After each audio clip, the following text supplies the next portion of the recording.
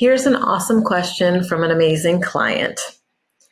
How can I differentiate between the guidance of my higher self and my spirit guides?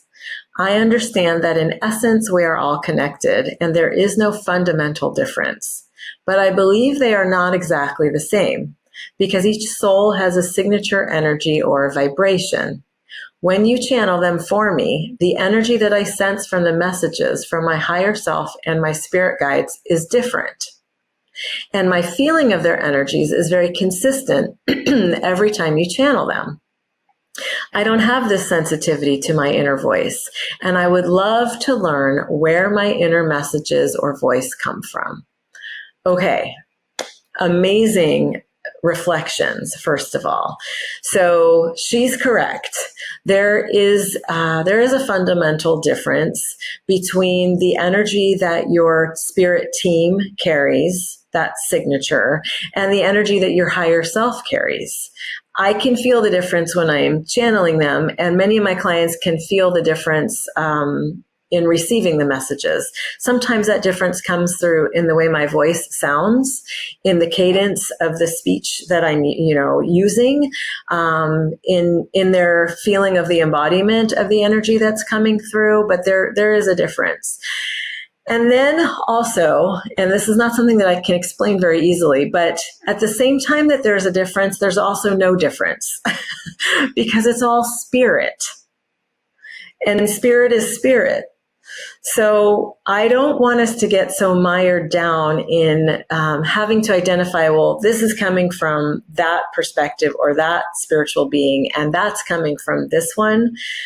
We can do that. We can differentiate that by feel and by practice, by practicing our channeling, by practicing attuning to different energies and getting the feel for their differing energetic frequencies, which our bodies can be trained to attune to and to be able to perceive.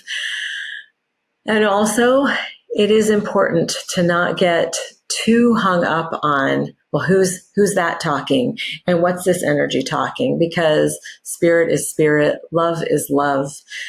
Your team is here on your side, bringing love, connecting you to the highest vibrational frequency. So keep that all open as well. And she's saying that she doesn't have the sensitivity to her inner voice and would like to learn where her messages are coming from when she hears that.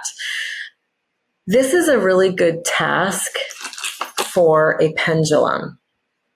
Okay, so I teach almost all of my courses now my advanced courses involve some level of pendulum work.